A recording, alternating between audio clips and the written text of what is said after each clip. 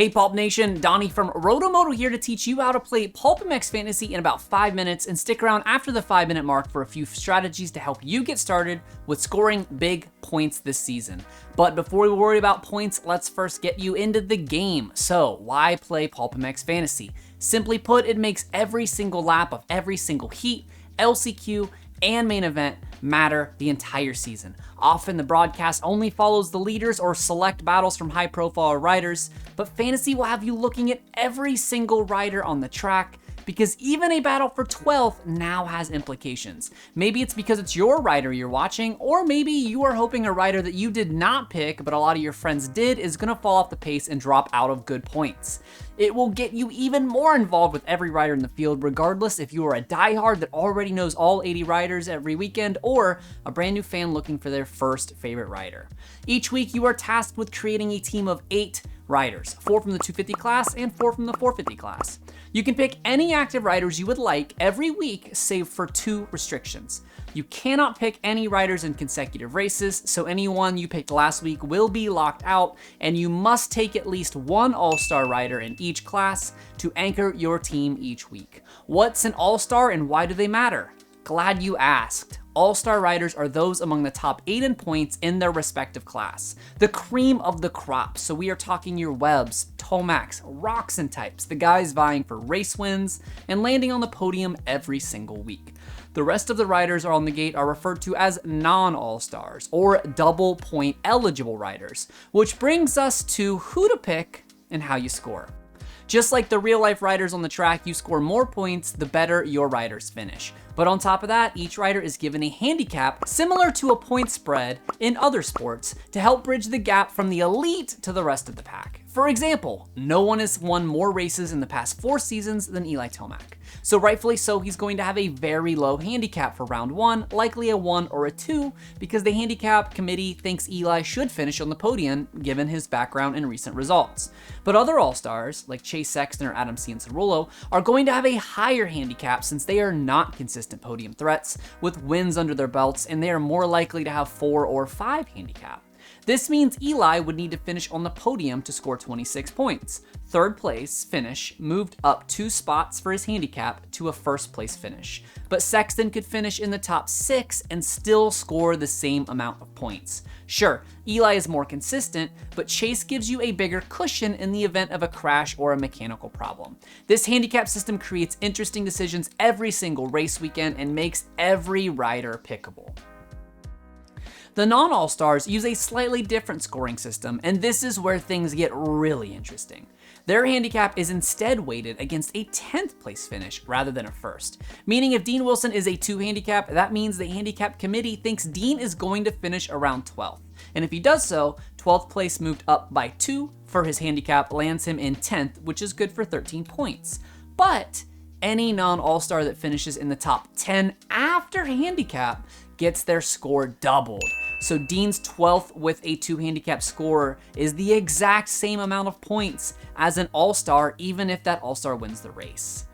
And let's say that you think that they got Dean all wrong. Let's say you're like, Dean is a lock for a really good one this week. And he does go out there and has the absolute ride of his life. He whole shots A1 and hangs on for a podium. He would score a massive 52 points for his efforts and be elevated to the status of a god by you and those who picked him.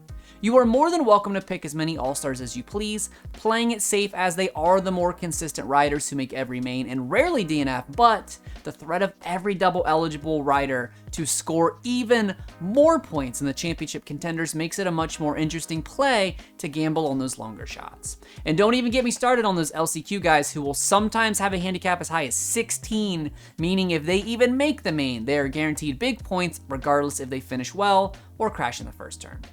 And that's it. You know enough to start picking, but there are a few things that you should know before the first gates drop.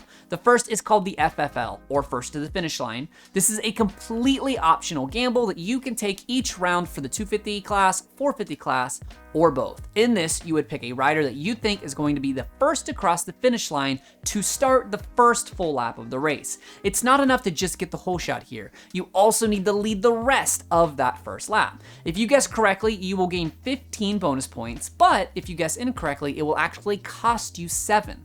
This can be a big boon if you nail them both, but can also be a big hole to dig out of if you miss too many and want any chance at winning one of those prizes. Wait, there are prizes, you ask? Yeah. For 2022, PulpMX will be giving away 2 Yamaha dirt bikes to the winners at the end of the season, 2 Yamahas just for signing up, an autographed race-worn jersey every single week, in addition to motorsport.com gift cards, fly racing gear, and hundreds of other prizes as the season goes on. The game is 100% free to play with your friends, but if you want to win any of those sweet, sweet prizes, you need to sign up for the Championship League. If you want to sign up for just Monster Energy Supercross or Lucas Oil Pro Motocross, the cost is just $20 or just over $1 per race. But if you sign up for both series ahead of time, you will not only save $5, but also get 2 entries to win a brand new Yamaha YZ450F at the end of the season. That's right, you don't even need to be good at this game. Just signing up for the Championship League is enough to win a bike. And for the first time in 2022, Yamaha is giving away another bike specifically for the early birds. Sign up for both the Supercross and Motocross series before the 2022 Anaheim 1 season opener for a chance to win a brand new Yamaha TTR 110 that will be drawn on the Pulp show the Monday following the race. Now that you know how to play, let's go over a couple quality of life tips to help you succeed this season.